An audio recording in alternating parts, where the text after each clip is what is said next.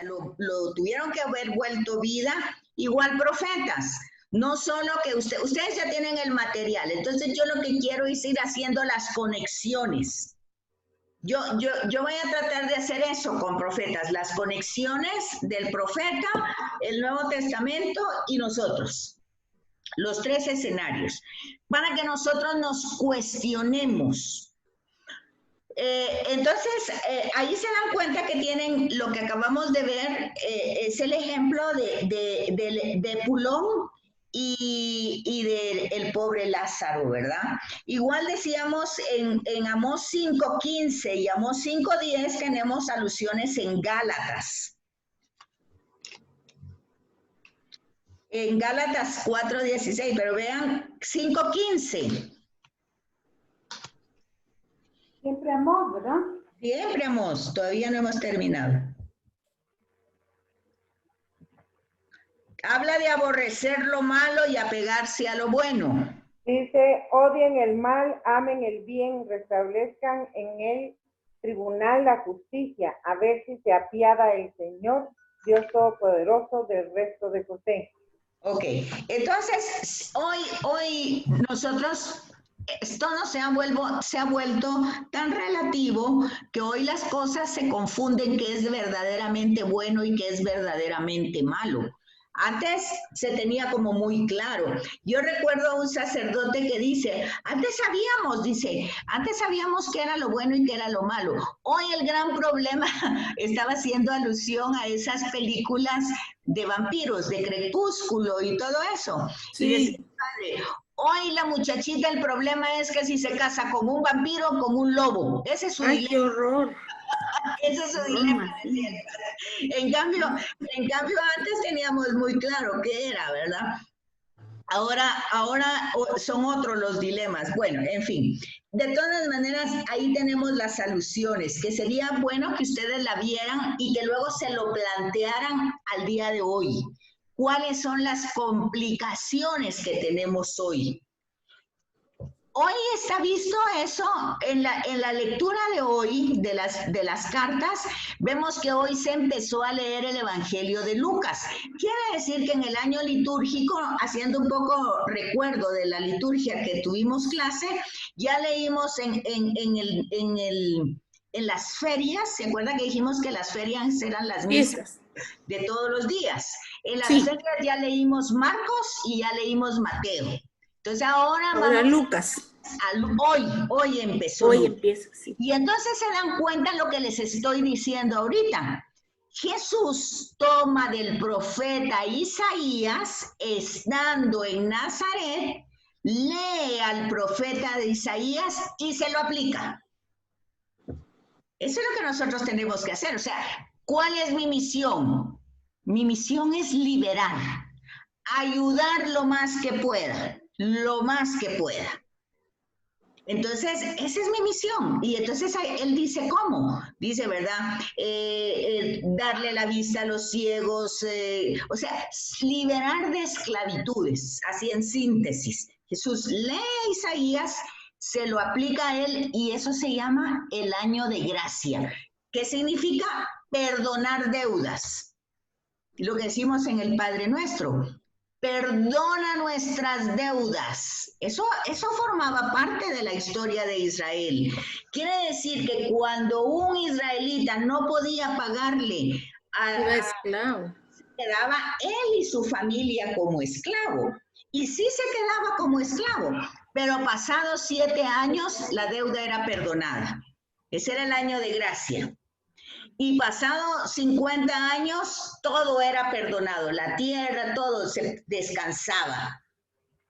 Entonces, eso dice Jesús, eso vine a ser yo. Entonces, aquí hay un tema, que aquí me pasé a Isaías, porque también íbamos a ver hoy Isaías, pero no va a dar tiempo. Pero, ¿cómo les voy a decir esto? Ok, ¿qué es entonces cuando Jesús dice que hay que perdonar al enemigo y que los profetas van a hablar de eso, del perdón y del año de gracia? Cuando se está hablando de perdón, no está diciendo que nosotros sintamos amor por el enemigo. ¿ok? Que sintamos, ay, cómo lo quiero a pesar de que me robó, a pesar que mató a mi hijo, ay, cómo lo... No está pidiendo que sintamos amor.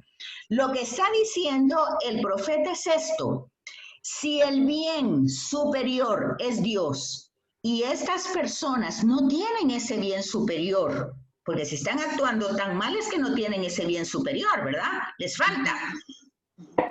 Nosotros le pedimos por ellos para que se abran a ese bien superior, para que acojan ese amor superior. Esa es la plegaria del enemigo.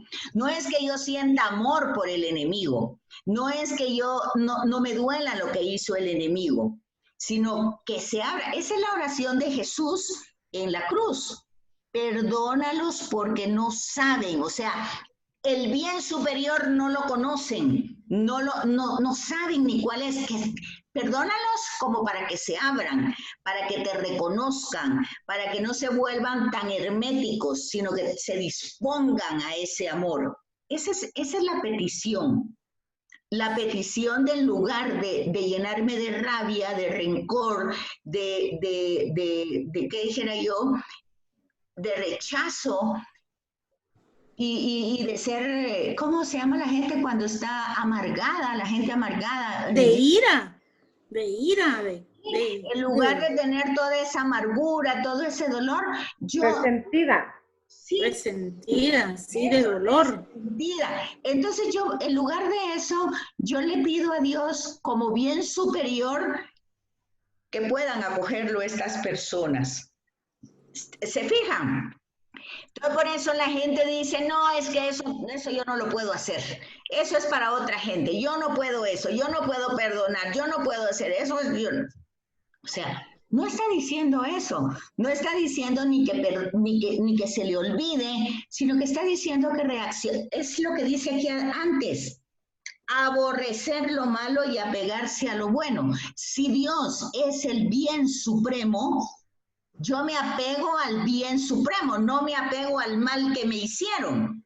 Y apegado a ese bien supremo, entendiendo que la voluntad es que esa persona también se salve, yo intercedo para que esa persona tenga también ese bien supremo. ¿Sí me comprenden? Sí. Ajá. Esa es la acción del profeta y eso es lo que hace hoy Jesús. Liberar, liberar, liberar. En lugar de estar como rumiando lo mismo malo que me hicieron, liberar, liberar, liberar. Bueno, eso es, ahí están otros ejemplos en Efesios y también está un poco en Apocalipsis. Dice, son muy escasas las referencias de Amós en el Nuevo Testamento. A pesar de su extensión, ha tenido un uso limitado en la liturgia dominical. Bueno, ese es Amós. Oseas tiene más. El influjo de Oseas en la tradición bíblica posterior, o sea, en el Nuevo Testamento, es más claro. Ya se hace referencia a las imágenes nupciales. O sea que Jesús utiliza mucho el tema de la boda, del banquete, ¿verdad? También hace uso de la imagen paterna, sobre todo Jesús, que dice que Dios es su papá. El tema adquiere máxima expresión con el hijo pródigo de Jesús, sacado de aquí, de Amós, de Oseas, perdón. Ahora, aquí quiero hacerles otro paréntesis. Hagan ese análisis, por favor. Voy a hacer varias preguntas y ustedes contestan. ¿Qué era lo que el hijo despilfarrador, porque pródigo quiere decir despilfarrador, el hijo menor, qué era lo que quería cuando le pidió la herencia al padre, cuando se fue al extranjero con toda su herencia, cuando se lo gastó con todo tipo de mujeres y de todo tipo de banquetes? ¿Qué era lo que buscaba ese muchacho? ¿Qué buscaba? Posiblemente libertad de acción. Independencia, salirse de su casa. Ya no estar sujeto a su papá, sino independencia. Liberarse las tradiciones, la formación de la casa. Ok. Entonces, Salirse de su casa. o sea que este hijo pequeño sentía que su casa era como una prisión y él quería Sí. alegría, él quería disfrutar la vida, la alegría, él buscaba la alegría, ¿sí o no? Sí, vive la vida loca. Él se fue a vivir la vida y a la alegría, a gozar, a disfrutar, a despilfarrar y se fue. Ok, ojo con esto, ojo con esto. Ahora veamos nosotros, ¿dónde buscamos nosotros nuestra alegría? ¿Dónde la buscamos? Ok, ahí va la línea profética. Ahora fíjense, oigan, y aquí viene la parte importante. Había otro hijo que se quedó ahí.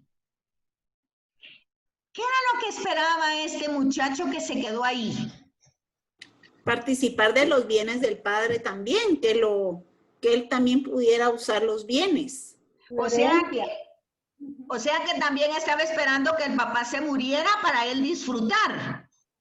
Sí.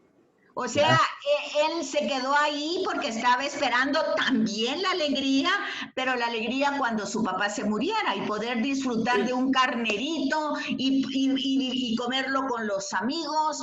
O sea, él se quedaba, pero no se quedaba porque tenía un Por interés. Tal Un vez, interés. pero los dos tenían un interés, solo que el otro fue pues más radical y lo pidió y se fue a disfrutar.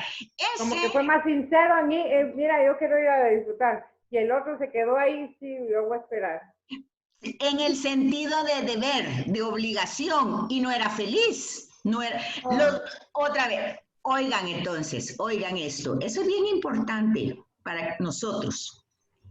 Si nosotros podemos estar en temas religiosos, misas diarias, rosarios, vía crucis, todo lo que ustedes quieran, pero nos falta la alegría porque la alegría la estamos esperando ¿para cuándo? Para cuando nos muramos y nos vayamos al cielo, para cuando Dios nos dé qué nos va a dar.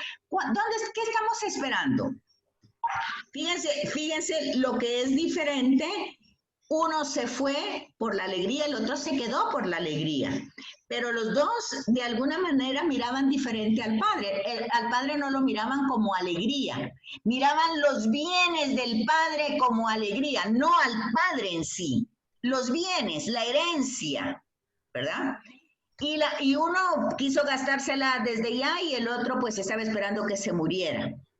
Entonces, fíjense, aquí la parábola de Jesús hace esto, ¿verdad? Cuando regresa este hijo, miren dónde está la alegría. El hijo se fue a buscar la alegría, pero la alegría estaba con el padre. El padre le pone una túnica, un anillo, unas sandalias, mata un cordero y hace la fiesta. La fiesta es signo de alegría. La alegría estaba con el padre. Y cuando ve eso, el hermano no quiere participar de esa alegría. Fíjense. Y la pregunta yo creo que ya se las hice anteriormente. ¿Este muchacho entró al banquete o no entró? No. No. No. O sea que entonces los que se quedan cumpliendo sus obligaciones sin alegría ¿quiénes son? Los fariseos, los saduceos, el Sanedrín, que como se saben perfectos, juzgan a todo el mundo y no quieren que otros entren. Es lo que dice Jesús. No entran ustedes y no dejan entrar a los demás porque ponen cargas tan grandes en los otros que no les permiten entrar en el reino. Entonces aquí es donde Jesús pone el ejemplo. Las prostitutas y los ladrones van a entrar primero al banquete, o sea, al reino, porque estos sí se alegran cuando miran que los demás también están disfrutando. En cambio, los que son perfectos, los que así se sienten y así se saben, estos no se alegran porque vayan a entrar otros. Ya lo teníamos la vez pasada con Jonás, ¿verdad? Él no quiere, si estos se portaron mal, que los destruya Dios. No quiere ir a que se cambien.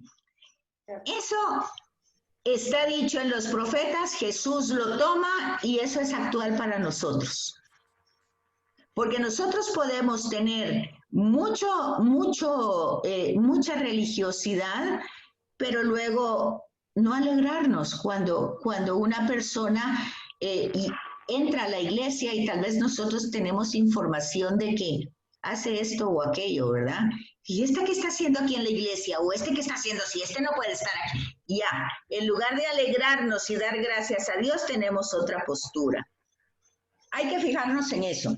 Luego dice, tenemos esta imagen entonces en el hijo pródigo, para que la observemos en nosotros, y también está en Mateo 2:5, la cita de Oseas 11:1, al señalar que Jesús estuvo en Egipto hasta la muerte de Herodes, para que se cumpliera el oráculo del Señor por medio del profeta. De Egipto llamé a mi hijo. Esa es la cita de Oseas que está utilizada en Mateo 2:15. Luego hay otros textos de Oseas en el Nuevo Testamento. En Mateo 9, Jesús come con publicanos y pecadores. Los discípulos recogen las espigas del sábado. Oseas 6:6. La misericordia quiero y no sacrificio. Esa. Ahí está. También está en Romanos. Pablo cita Oseas 2, versículo 1 y 25, para demostrar que la misericordia de Dios se extiende también a los paganos. O sea, ¿se dan cuenta entonces que el Dios del Antiguo Testamento no es diferente al del Nuevo? ¿Aló? Sí. No sé en qué página estaba leyendo. Mucha gente dice que la imagen del Antiguo Testamento de Dios es diferente a la del Nuevo, pero ya se dan cuenta que no. Correcto. Ok. Lo que pasa es que cuando ya nos lo explica así, pues ni modo, sí ya se entiende, ¿verdad? Ahora también, por ejemplo, también está la llamada a la fe, ¿verdad?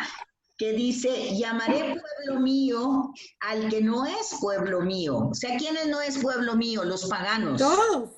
Sí, Sí. todos no somos pueblo. El pueblo de él era de Israel. Por Israel, eso, sí. llamaré pueblo mío al que no es pueblo mío, y amada mía a la que no es amada. Y sucederá que en el lugar donde se les dijo, no sois pueblo mío, así serán llamados hijos de Dios vivo. Y entonces, ese es el tema de Jesús. Ya no los llamo esclavos, sino los llamo hijos, ¿verdad? ¿Qué página está leyendo? ¿Qué página? 93. Ah, Nos pierde. ¿Ah? Nos Bueno. perdemos buscándola. No, usted, ahorita ya me voy a la otra, ya me voy a Miqueas. Esta que dio fue Oseas. Lo que leí fue Oseas. Sí. Ahorita me voy a Miqueas, página 104. Además de las referencias del uso de Miqueas en Mateo 2:6, para hablar del lugar de nacimiento del Mesías.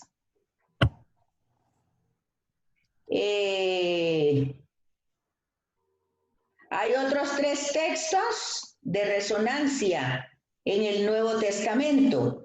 El texto de Miqueas 6:8, para explicar la importancia capital de la justicia y la misericordia, para desenmascarar la falsa religiosidad. Vean qué importante. ¿Cuándo es falsa la religiosidad? Cuando hay intereses. ¿Saben una cosa? Dios no necesita asesores. Que hace esto, que hace aquello, que quite esto, que quita lo... No, Él no necesita que lo asesoremos. Él es Dios, Él sabe lo que tiene que hacer. La religiosidad es cuando hay una traducción que dice, cuando tú quieres comprar el amor, eres un meretriz. ¿Qué está diciendo? Es una prostitución. Meretriz es estás prostituido. O sea, porque el amor no se compra. Entonces, cuando tú quieres comprar un favor, ya sea con un rosario, con una novena, con una... No se puede, tú no puedes hacer eso, porque ya se recibe primero el amor de Dios y yo lo que hago en la Eucaristía, en el rosario, es devolver, agradecer, es reconocer, es glorificar, o sea, darle lugar.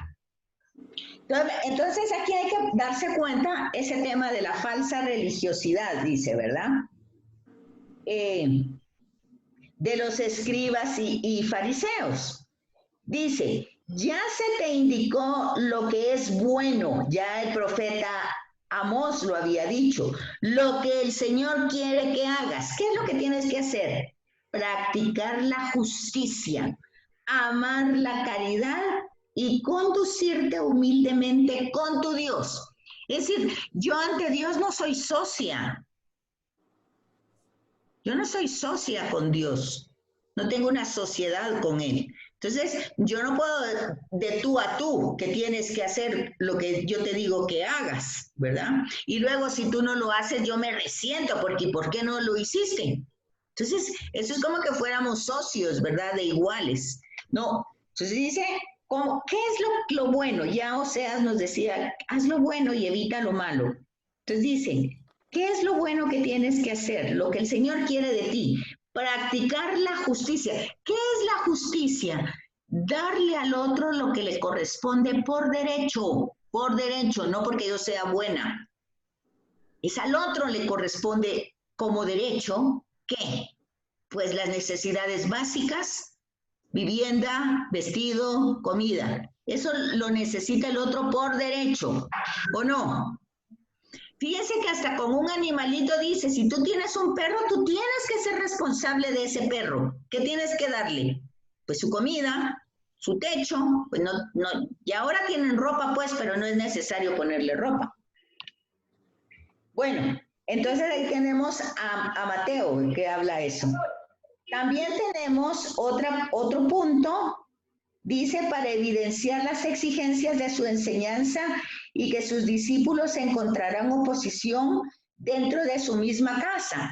Miren esto qué interesante. Miqueas 7:6. Miqueas 7:6.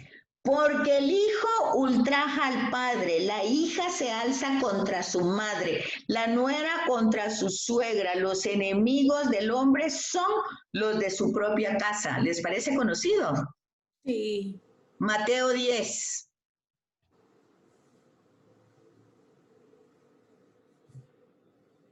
Se puede señalar por último el Magnificat de María, Miqueas 7:20. ¿Qué es lo que recuerda el Magnificat? Que Dios es fiel a las promesas que ha hecho a los antepasados, los cumple. Entonces, darás tu fidelidad a Jacob, tu misericordia a Abraham, las que juraste a nuestros padres desde los tiempos antiguos. Eso está en el Magnificat. Ok, entonces ahora ya vimos el Antiguo Testamento del profetismo, Jesús que asume. ¿Se habían dado cuenta ustedes de eso? Que todas esas palabras que Jesús las está diciendo están sacadas del Antiguo Testamento. Aún en el Magnificat. Sí.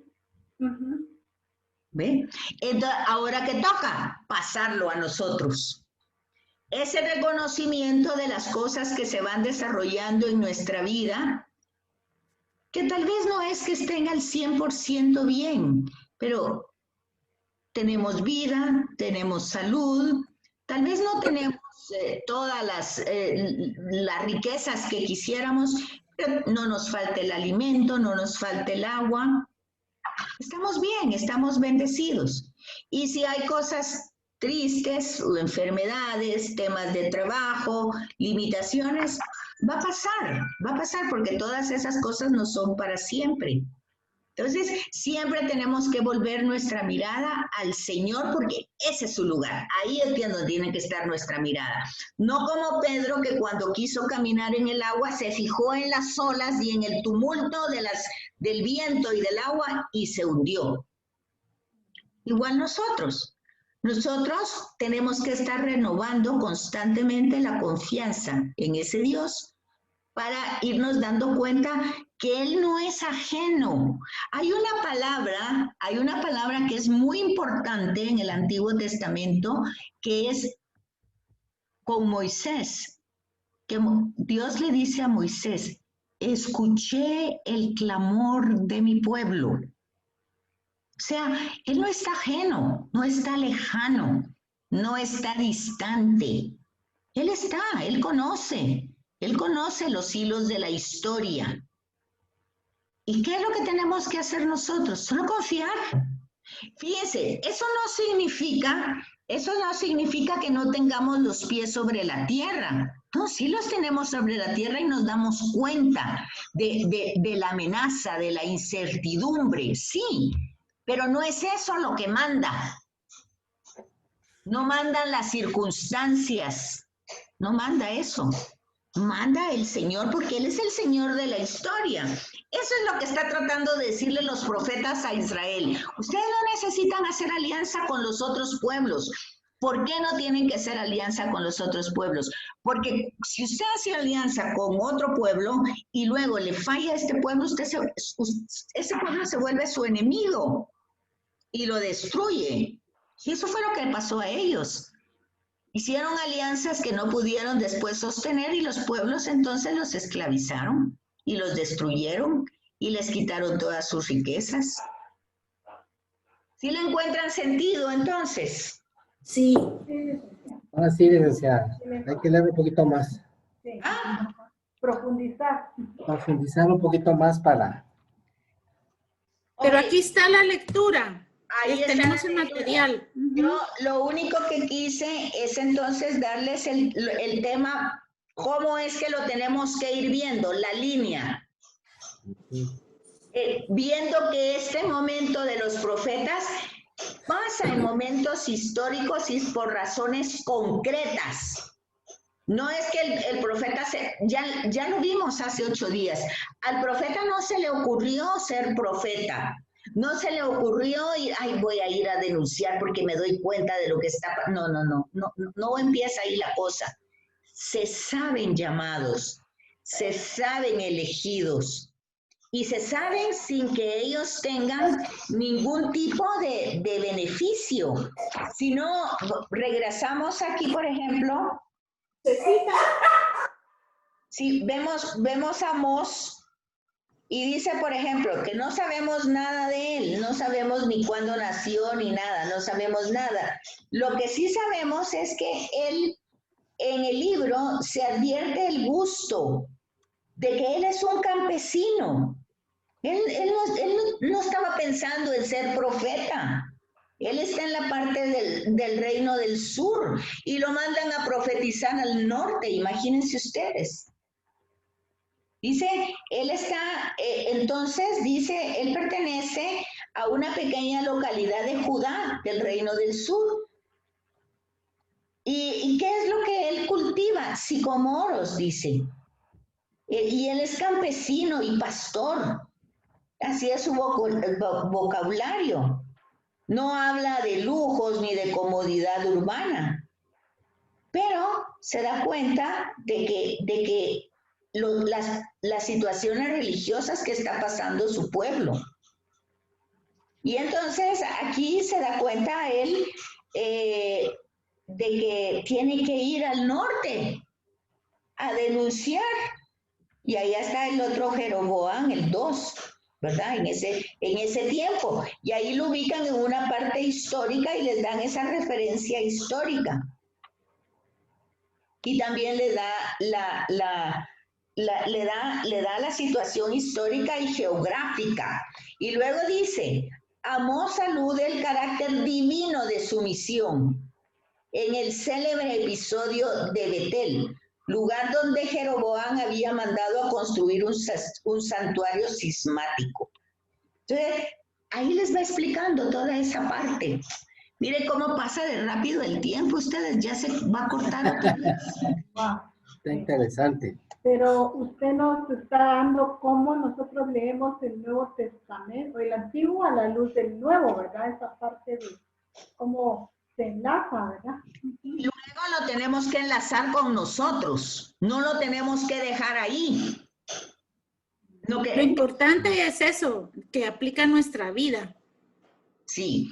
Por ejemplo, en la lectura del domingo nosotros veíamos a Jeremías y vemos cómo la fuerza de ese Dios que quiere, pues, que trabaje para él, pues, lo seduce. Y él no quiere hacerlo, pero cuando quiere callarse, él siente como que todo en su interior se quema y tiene que hablar, ¿verdad? Entonces, esa va a ser la forma de explicar que esa misión no es por su gusto. Otros lo van a explicar de otra manera. Y hoy, por ejemplo, a Jesús, hoy la primera lectura no es de Isaías, sino es de Pablo. Pero Pablo está diciendo también algo parecido. Miren, nosotros no venimos aquí a hablarles con palabras sabias, ni con palabras eruditas, ni filosóficas. Venimos con la fuerza otra vez, la acción de Dios en este trabajo. No es cosa nuestra, ¿verdad? Es Dios el que está actuando si nosotros se lo permitimos. Y luego Jesús, que bueno, ya él lee Isaías estando en Nazaret y vemos la reacción de los nazarenos. Aquí vendría una pregunta muy al caso. ¿A quiénes admiran ustedes de su propia casa? ¿A quiénes admiran más? ¿Hay alguna persona de su casa que ustedes digan, no de lejos de su casa, porque de lejos ya es diferente, de su propia casa? Sí hay, claro. ¿Sí hay? Sí. Bueno, pues eso es bueno, porque Sí. ya Son vio. ejemplo. Son ejemplo lo que pasa, que han sido ejemplo y es ejemplo vivo. Ahí está. En cambio, Jesús no fue ejemplo en su casa. Ay, Dios. Porque él mismo dice, seguramente me dirán, médico, cúrate a ti mismo. ¿Qué vienes a decirnos aquí si nosotros te conocemos? Y Ay, no, sí, para nosotros sí que bien lo que aprendiste, pero ¿ya qué vienes a presumir? O sea, sí. Entonces, no lo admiran. Es más, lo quieren despeñar, ¿verdad? Lo quieren tirar. Entonces ven ustedes la reacción por un cumplimiento de una profecía que Jesús se aplica. Esa es la lectura de hoy. Esa es la lectura de hoy. Me encanta, se ha cumplido en mí. Ay. Hoy se cumple en mí. Y eso, si nosotros somos discípulos, igual lo tenemos que decir nosotros, porque esa es nuestra misión, no es otra. Liberar a quien está esclavizado. ¿Cómo lo vamos a hacer? Hay muchas formas, pero la primera obviamente es la oración, que es por eso les ponía el ejemplo. No se trata de pedir esto y aquello, no, simplemente que se abran a ese amor de Dios, porque justamente es lo que les falta. Pueden ser millonarios de dinero, pero les falta abrirse a ese amor de Dios. Y entonces por eso hay corrupción, por eso hay avaricia, por eso hay tanta cosa, porque falta abrirse a ese amor de Dios. Entonces, eso es lo que pedimos, que se abran al amor de Dios. Porque el amor de Dios ahí está. Es uno el que tiene que abrirse a ese amor. Eso lo tenemos desde el bautismo todos. Pero tenemos que permitir que actúe en nosotros. Entonces, eso que no hacemos es lo que debemos de pedir para que se haga. ¿Verdad? Entonces, ese es el tema de la liberación. Porque muchas veces esa persona que no se abre es porque está ciega, es porque está sorda, es porque no tiene la capacidad de escuchar al Señor ni de ver su maravilla. ¿Qué necesitan ustedes para ver un día precioso? ¿Qué necesitan? Actitud. Salir a apreciarlo, verlo. Aquí está. Aunque llueva. Es un día santo, aunque llueva. Así me dijo alguien ayer. Todos los días son buenos. Es que lo que pasa es que la lluvia es una preciosidad en día de lluvia. Igual que la nieve es una preciosidad cuando neva. todo es lindo, claro, todo tiene sus inconvenientes, porque si yo voy en el sol y me voy quemando, ay, qué calor, qué sol, qué... Bueno, y si yo voy en el lluvia y me voy mojada, ay, qué lluvia, que me voy... Y si voy con la nieve, ay, qué frío. Bueno, todo tendrá su... Pero tiene su parte preciosa, que hay que saber mirarla. Ahora, si uno espera estar en todo, uno tendría que estar armónicamente en todo, aunque las circunstancias sean diversas. Porque las circunstancias no es las que provocan mi armonía. Es como miren ustedes, por ejemplo, un perro que tiene pulgas. Bueno, se vaya para donde se vaya, se va con las pulgas. Sí. O sea, él tal vez se quita de lugar porque piensa, me pica mucho. No, pero si se va para arriba, se va para abajo, se va para un... Él se va con las pulgas, va a tener el mismo problema. Porque el problema no es el lugar, es las pulgas. Iguales con nosotros. No es que el día esté feo, malo, las cosas, no, así están las cosas. Entonces, nosotros tenemos que, el tema de la alegría, ¿dónde buscamos nuestra alegría? Si la buscamos en las cosas, si la buscamos en las personas, pues ya sabemos lo que va a pasar. Pero ya sabemos dónde tenemos que buscarlas. Y ahí está el hijo pródigo. Es el padre el que da la alegría. Es el padre el que hace la fiesta. Es el padre. Bueno, ¿y cómo? Si ahorita estamos en una pandemia y estamos enfermándonos y estamos sin dinero y estamos sin... Bueno, todo eso es cierto, pero nada de eso es para siempre.